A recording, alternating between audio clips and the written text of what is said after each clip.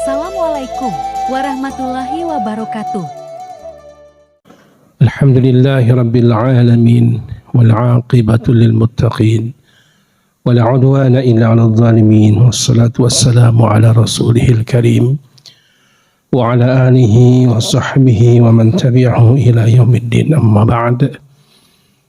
Allahumma ij'al istima'ana istima'an marhuma wa tafarruqana tafarruqan ma'suma. Allahumma la sahla illa ma ja'altahu sahla wa anta taj'alul hazna idza syi'ta sahla. Allahumma sahhil umurana kullaha dunyaha wa ukhraha.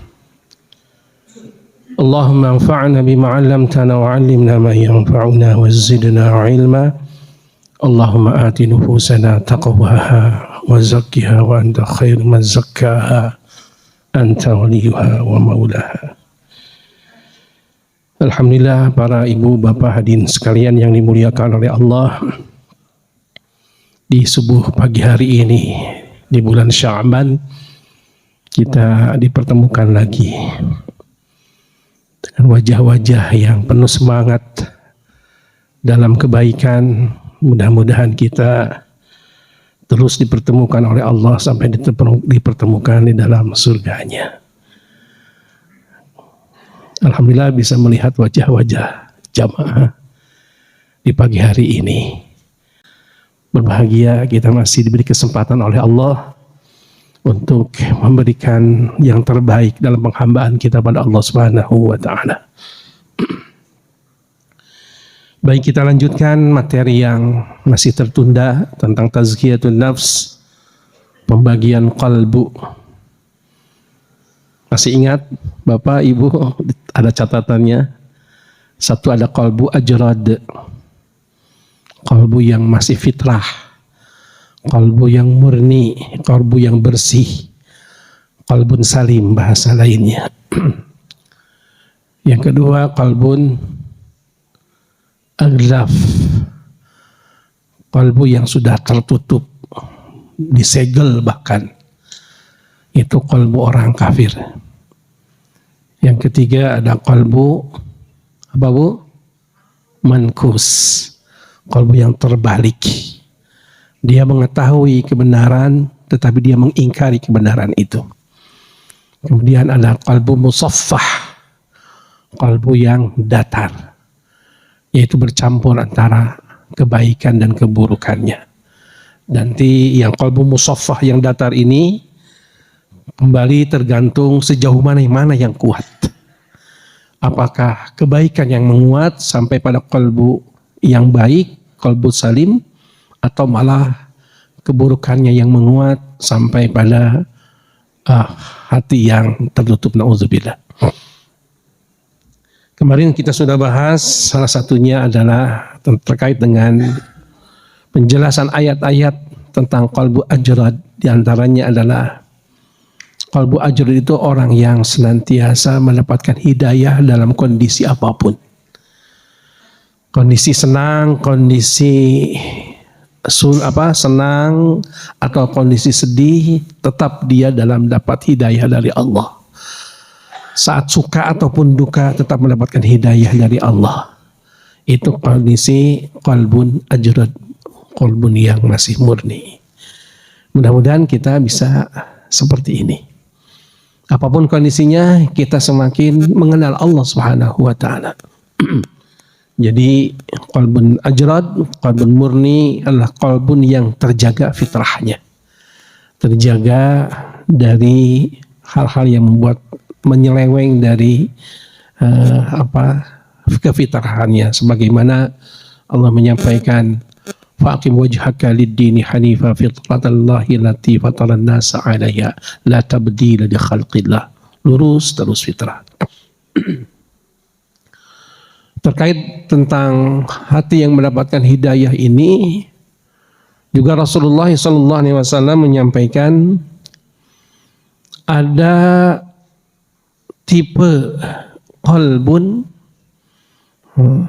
di hadis yang lain.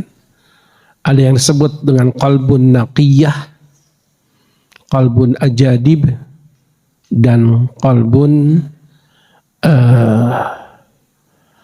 Satu lagi, jadi qalbun naqiyah adalah qalbun yang dia itu bisa menyerap hidayah dan melahirkan kebaikan-kebaikan. Itu qalbun naqiyah. Jadi menyerap hidayah sebagaimana air hujan yang turun kemudian diserap oleh bumi, maka bumi ini menyerap, yaitu mengeluarkan rerumputan, pepohonan. Itu qalbun yang yahdi. Jadi cepat dalam menyerap hidayah dari Allah, kemudian muncul kebaikan-kebaikan. Itu cirinya ya, sama aja ciri orang yang qalbun ajrad. Atau ada qalbu ajadib. Qalbu ajadib adalah qalbun yang dia itu hanya bisa menyimpan air saja. Itu juga qalbun mukmin. Jadi menyerap hidayah dari Allah Subhanahu wa taala, kemudian dia bisa mentransfer kebaikan-kebaikan kepada yang lainnya menjadi dengan bersama. Kemudian ada qalbun ki'an. Ki'an itu qalbu orang kafir, yaitu tidak menyerap di dalam qalbunya hidayah, apalagi melahirkan al-kala. Para bapak ibu yang dimuliakan oleh Allah Subhanahu wa taala, itu gambaran tentang qalbu ajrad. Kasratud dhahak tumitul qalb. Banyak tertawa itu mematikan hati. Kasratud dhahak tumitul qalb. Banyak tertawa itu mematikan hati.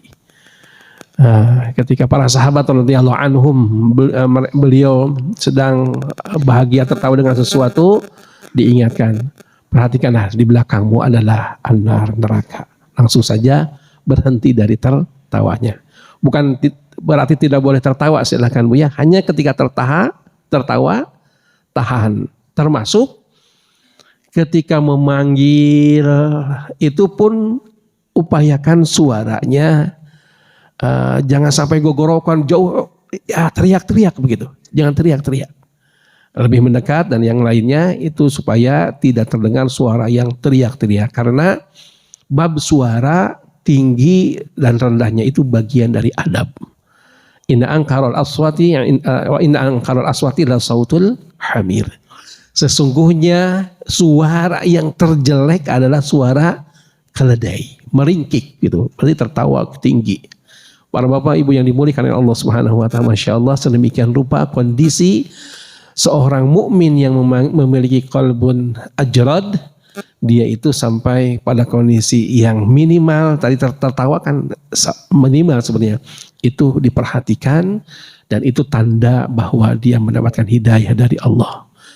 Jadi kalau tidak ada sopan yang kecil ke yang besar, kemudian tidak ada hormat yang satu dengan yang lainnya, itu tanda dari qalbunnya tidak ajrad.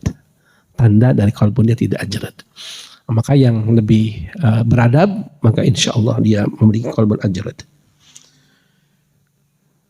Kemudian dalam surah yang lain, ini bagian daripada teknis sebenarnya, nanti insya Allah kita akan bahas bagian proses melangkah kepada qalbun salim atau qalbun ajrad. Itu diantaranya praktek yang dilakukan secara umum adalah melakukan kebaikan-kebaikan, termasuk di dalamnya adalah zikir pada Allah Subhanahu wa taala. Jadi orang yang banyak zikir pada Allah itu akan mengarahkan dirinya menjadi memiliki qalbun ajrad. Qalbun yang bersih, qalbun yang murni, terus zikir pada Allah. Termasuk di dalamnya adalah istighfar. Dalam surah Ar-Rum yang tadi dibacakan ketika Allah menjelaskan tentang qalbun yang fitrah adalah munibina ilai wattaquhu wa aqimus salata wa la takunu minal musyrikin. Munibina ilai, yaitu senantiasa bertaubat, mohon ampun kepada Allah, istighfar yang banyak. Dan nanti dalam susunan proses kepada qalbun salim itu, munibina ini menjadi perangkat pertama untuk menginjak pada tingkatan-tingkatan berikutnya. Tingkatan pertama untuk tingkatan berikutnya. Nah, dengan zikir-zikir pada Allah, ala bi dzikrillahi tatmainnul qulub. Ingatlah dengan zikir pada Allah, jiwa ini akan tenang. Para bapak ibu yang dimuliakan oleh Allah Subhanahu wa taala, zikir yang memaknai apa yang dibaca ini sangat penting. Karena Allah Subhanahu wa taala tidak menerima dari doa yang min qalbin lahin, dari kalbu yang lalai. Jadi qalbun lahin. Qalbun lahanai, ketika dia berdoa pada Allah menyebut nama Allah, beda lisannya dengan hatinya atau tidak nyambung. Subhanallah, subhanallah, subhanallah. Tetapi dia hatinya, kalbunya tidak nyambung. Kalau kata Rasulullah, jangan menjadi orang yang membaca ayat-ayat Allah atau menyebut nama Allah yang lainnya la tarakiya Allahumma sholli ala Muhammad, tidak sampai la yujawizu tarakiyahum, tidak melewati tenggorokannya. Artinya subhanallah, subhanallah, astagfirullah, astagfirullah di lidah saja, tidak sampai ke kalbunya. Ini penting para Bapak Ibu, karena yang dimaksud dari zikir tadi mengarahnya adalah tatmainnul qulub. Bagaimana kalbu kita menjadi tenang, tentram, menjadi orang yang dapat semakin mengenal Allah Subhanahu wa taala. Alladzina amanu wa tatmainnu qulubuhum bi dzikrillah. Ala bi dzikrillah tatmainnul qulub. Orang-orang yang beriman dan jiwanya tatmain, tenang, nyaman, tumakninah dengan menyebut nama Allah. Ala bi dzikrillah tatmainnul qulub. Ingatlah dengan menyebut nama Allah jiwa itu menjadi tenang. Jadi harus nyambung dengan qalbu. Harus menyambung dengan jiwa kita, bukan lisan saja. Maka Masya Allah sebenarnya salah satu orang muttaqin, salah satu orang ulul albab, atau orang yang memiliki akal, termasuk bahasan qalbu ini adalah orang yang yadhkurunallaha qiyaman wa qu'udan wa 'ala junubihim wa yatafakkaruna fi khalqis samawati wal ardh. Rabbana ma khalaqta hadza batila subhanak. Muncul kalimat subhanak karena campur tafakur dengan zikir.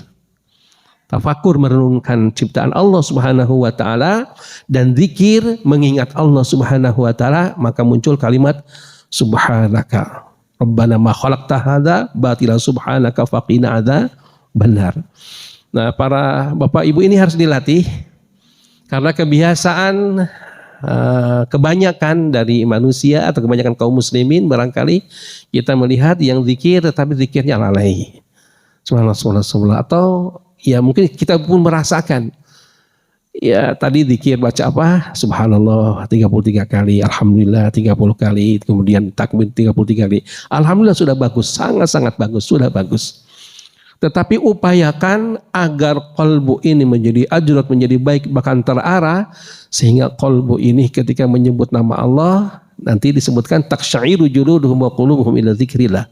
Sampai pada kondisi qalbu itu leleh, luluh.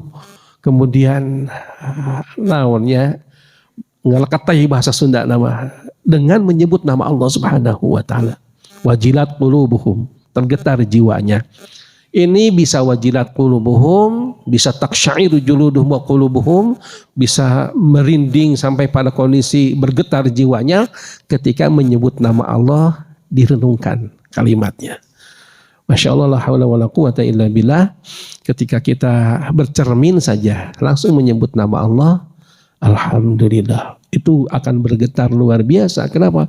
Ini nikmat yang sangat luar biasa yang Allah berikan kepada kita, dengan wajah yang sempurna, dengan penampilan yang sempurna, nikmat yang begitu banyak yang Allah berikan. Maka kalimat alhamdulillah bukan sekadar kalimat lisan. Ini barangkali pernah dibahas tentang syukur. Salah satu bentuknya adalah musyahadatan wa mahabbatan. Jadi zikirnya harus musyahadah. Zikirnya harus menyaksikan apa yang kita baca. Nah, termasuk misalnya orang yang qalbun ajrad ini dalam surah Qaf, inna fi dzalika la dzikra liman kana lahu qalbun aw alqas sam'a wa huwa syahid. Ada 3. Kita dapat banyak pelajaran dari Al-Quranul Karim dalam kehidupan dan seterusnya, khususnya dalam Al-Quranul Karim. Kata Allah, sesungguhnya dalam hal ini, dalam hal itu, dalam Al-Quran ini ada zikro, pelajaran. Bagi siapa? Liman kana lahu qalbun, bagi orang yang memiliki qalbun. Kita semua memiliki qalbun ya. Kita semua memiliki qalbun. Tetapi kolbun yang mana? Kolbun yang ajrad. Jadi sesungguhnya seseorang akan dapat pelajaran dari Al-Quranul Karim termasuk dalam kehidupan ketika dia memiliki kolbun. Au alqas sam'a, dia mendengarkan dengan seksama. Ini penting.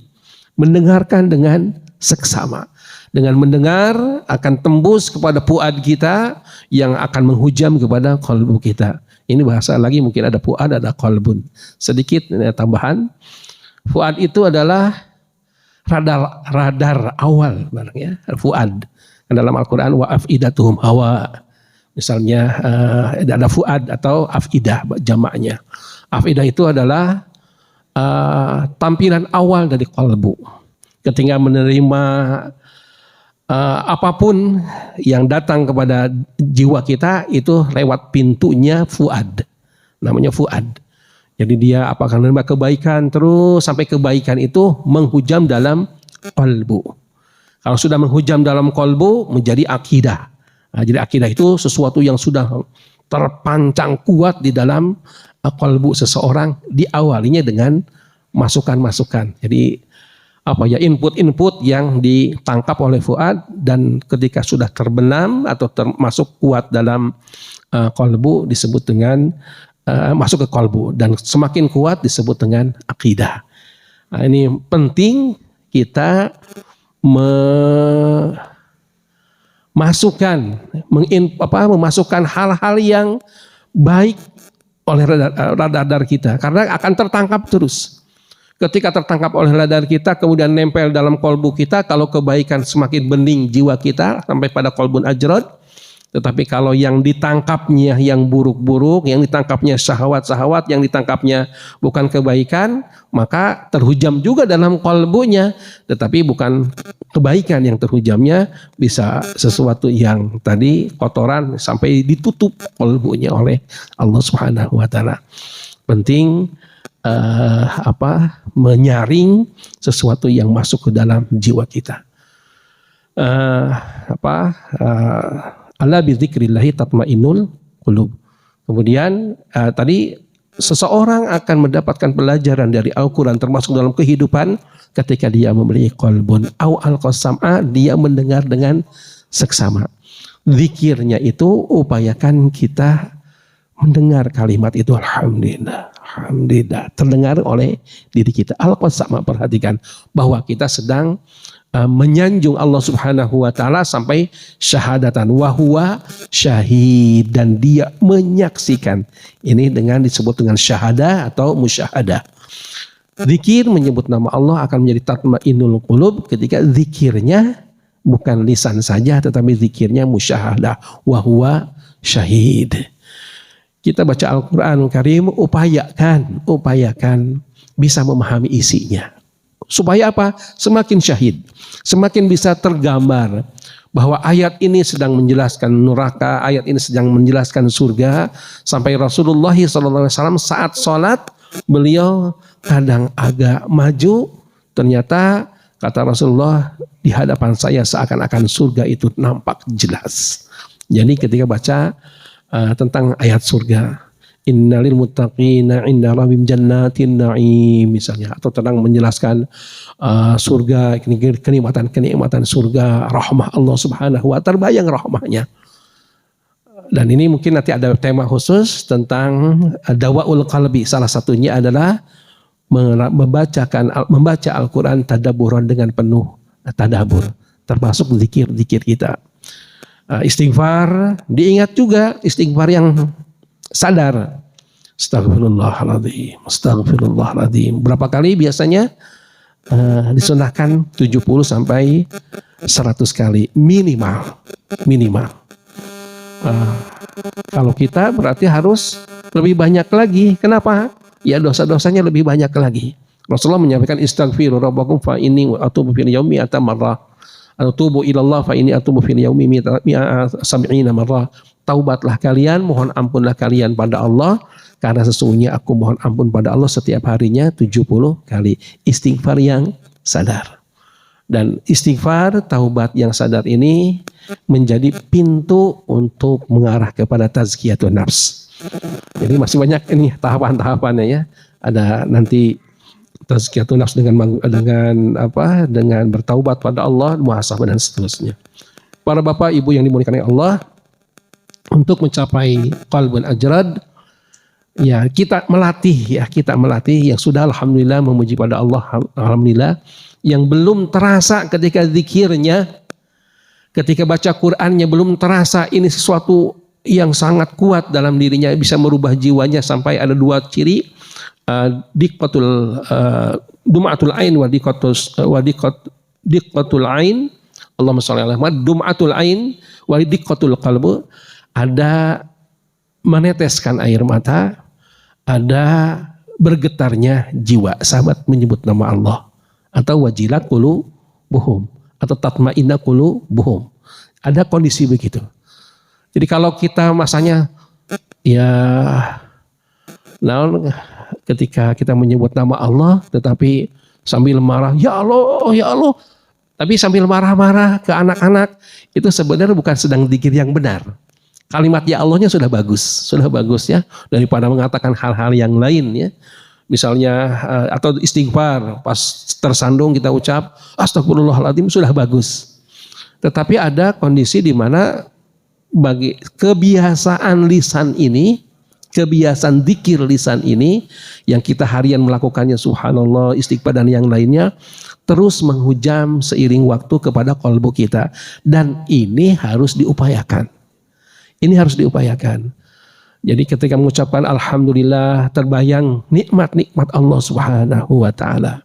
Ketika menyebut Allahu Akbar, terbayang kebesaran Allah Subhanahu wa taala dengan ciptaannya, dengan hidayah yang diberikan kepada kita.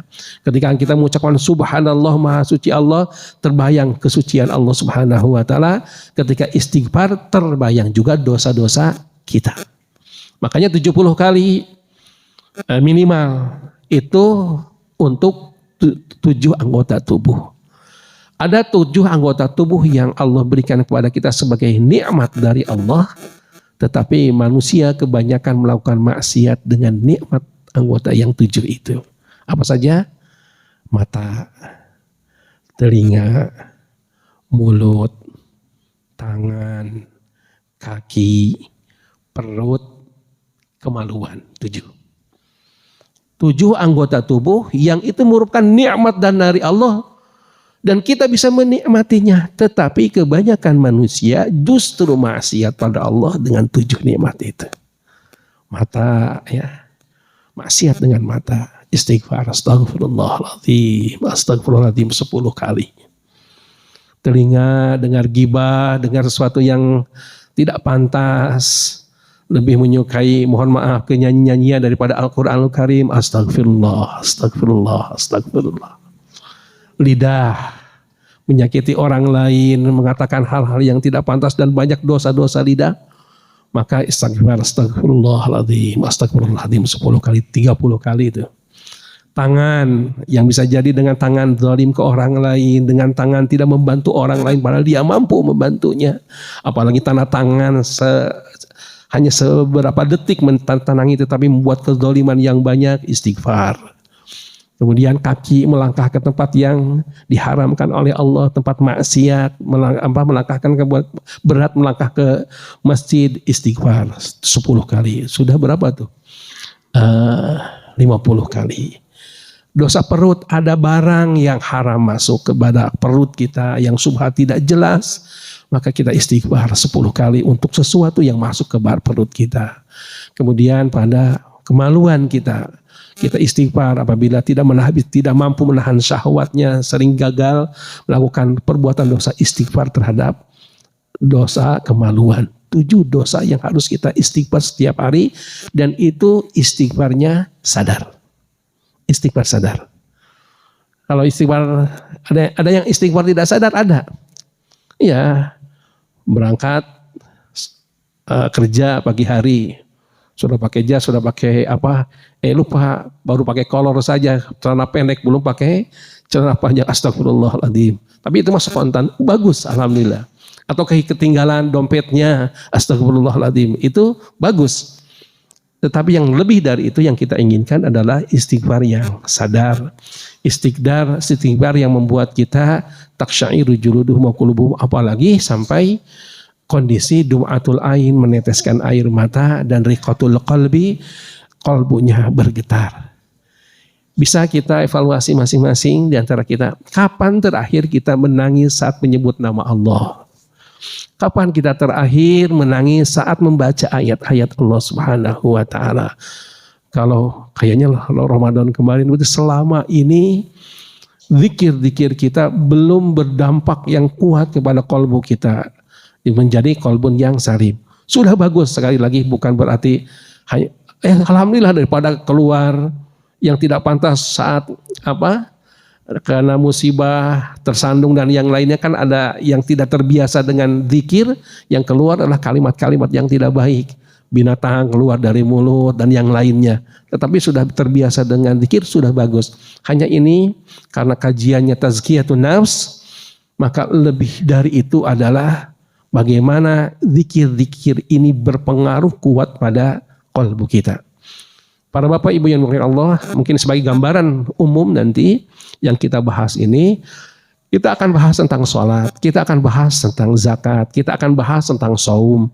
Tetapi arahannya atau pandangannya di sholat terkait dengan tazkiyatun nafsnya. Sholat secara fikihnya sudah selesai, bagaimana sholat dipandang dari sudut tazkiyatun nafs. Termasuk zikir sebenarnya udah biasa, alhamdulillah kita terbiasa baca Quran, sudah terbiasa. Hanya bagaimana dengan sholat, dengan zikir, dengan baca Quran ini membuat berubah. Salah satu tandanya adalah inna fi dzalika ladzikra liman kana lahu qalbun, qalbu kita berperan saat zikir itu, qalbun kita berperan saat baca Al-Quran itu, kemudian kita mendengarkan. Subhanallah, subhanallah, kalimat itu kita dengar. Baca Quran kita dengar, bacaan Quran itu kita dengarkan sendiri. Kemudian wahuwa syahid, sampai dia menyaksikan betapa luar biasanya Allah. Betapa luar biasanya ayat-ayat ini. Kalau sudah syahid, dia akan saat membaca Al-Quran, sekali lagi akan menyaksikan mukjizat Allah yang luar biasa. Nah, mungkin ada sesi tersendiri ya, tadabbur Al-Quranul Karim. Katakanlah, sebagai contoh misalnya, kita bacakan Alif Lam Mim. Terjemahnya seringkali hanya Allah yang tahu akan maksudnya. Tidak diterjemahkan. Nah, kalau dengan tadabburan, dengan tadabbur, maka sesungguhnya di Alif Lam Mim ini kita akan tercengang gitu. Sebagaimana orang-orang kafir saat memahami betul tentang apa yang diungkapkan Al-Quran ini, saat dibacakan Hamim, Alif Lam Mim dan seterusnya atau ayat-ayat muqatta'ah, mereka langsung mendekati, ada apa ini? Ada apa ini? Nah, sesungguhnya orang-orang mukmin juga seharusnya saat dibacakan Hawamim atau Alif Lam Mim atau yang lainnya, itu harus lebih memperhatikan ada sesuatu yang besar yang akan disampaikan oleh Allah Subhanahu wa Ta'ala. Kalau kita renungkan yang lainnya, ketika kita menyebutkan Alif Lam Mim, wallahu a'lam bimuradi. Hanya Allah yang tahu akan maksudnya. Hanya Allah yang tahu. Berarti kita tidak tahu. Tahu nggak artinya Alif Lam Mim itu apa? Ada yang tahu di antara kita? Para ulama pun tidak tahu artinya. Para ulama juga tidak tahu artinya, lebih kepada tafwid, menyerahkan maknanya pada Allah Subhanahu wa Ta'ala. Wallahu alam bimuradi, itu ungkapannya atau tafwid istilahnya. Hanya Allah yang tahu akan maksudnya. Berarti apa? Kita tidak tahu. Berarti kita tidak tahu. Saat membaca Alif Lam Mim, sungguh kita dalam posisi yang lemah, yang tidak tahu apapun. Sesuatu yang kita tahu hanya sesuatu yang diajarkan oleh Allah Subhanahu wa Ta'ala. Dan apa yang kita tahu itu lebih sedikit dibandingkan dengan yang tidak tahunya. Lebih sedikit sekali. Sehingga saat baca Alif Lam Mim itu membuat hati ini menjadi tadi diqatul ain wa diqatul qalbi wa dum'atul ain. Luluhlah hati ini. menunjukkan bahwa dia sedang syahid menyaksikan ayat-ayat Allah. Apalagi kalau sedang dibacakan ayat-ayat tentang neraka, harus lebih syahid lagi, harus lebih menyaksikan lagi. Waburzizatil jahim lil ghawin, ditampakkan neraka jahim, itu seakan-akan ada di hadapannya. Itu ketika dia musyahadah. Inna fi dzalika, sesungguhnya dalam zikir-zikir itu, dalam Al-Quran itu, la zikra, ada pelajaran bagi siapa, liman kana lahu qalbun, bagi orang yang memiliki hati. Kemudian wa au al-qasam'a, atau dia mendengarkan dengan seksama, wa huwa syahid, dan dia menyaksikan. Para bapak dan ibu yang dimuliakan oleh Allah, itu salah satu bagian dari qalbun ajrad ya. Dan mudah-mudahan kita diberikan nikmat qalbun ajrad ini, qalbun yang naqiyah. Dilatih ini sama-sama para bapak, bukan berarti saya sudah ajrad, sudah sama-sama kita membahas, kita sedang berupaya memperbaiki diri. Kita ingin apa yang kita lakukan ini betul-betul lebih kepada memiliki ruh, bukan sekadar dohir yang kita lakukan, termasuk nanti dalam sholat kita, dalam ibadah-ibadah kita, dan saum yang kita lakukan memiliki ruhnya, dan itu bahasan tazkiyatun nafs. Gimana sudah jam 6 ya? Tapi untuk bahasan ajrad sudah selesai. Insya Allah nanti kita akan melanjutkan, ada bahasan qalbun yang lainnya. Mudah-mudahan Allah memberikan kesempatan kepada kita, memberikan sehat walafiat, dan kita bisa bertemu mencari ilmu. Lebihnya adalah bagaimana kita bisa mengamalkan ilmunya. Saya mohon dan terus mengajak, jangan pernah tinggalkan dalam setiap harinya berdoa agar ditetapkan qalbu kita. Allahumma ati nafsi taqwaha. Bareng-bareng dulu Pak, silakan. Allahumma ati nafsi taqwaha wa zakkiha wa anta khairu man zakkaha anta waliyuha wa maula. Saya ulangi lagi, kemudian ikuti. Allahumma ati nafsi taqwaha wa zakkiha wa anta khairu man zakkaha anta waliyuha wa maulaha. Allahumma ati nafsi taqwaha wa zakkiha wa anta khairu man zakkaha anta waliyuha wa maulaha. Doa ini sangat-sangat penting kita baca setiap hari, atau ya muqallibal qulub, untuk apa? Dikokohkan hati kita. Kenapa? Aslinya qalbu ini cepat berubah. Ketika di masjid, qalbu kita nyaman, tenang dengan menyebut nama Allah, baca Al-Quran, dengan zikir, ibadah-ibadah, pas keluar berubah lagi. Nah itu kalau makanya mohon pada Allah agar ditetapkan jiwa kita untuk senantiasa taat pada Allah Subhanahu wa taala. Barangkali para Bapak Ibu dan saudara sekalian yang dimuliakan Allah, kita cukupkan pertemuan di pagi hari ini. Kita tutup dengan doa majlis, subhanakallahumma bihamdika asyhadu an la ilaha illa anta astaghfiruka wa atubu ilaik. Alhamdulillah. Wassalamualaikum warahmatullahi wabarakatuh.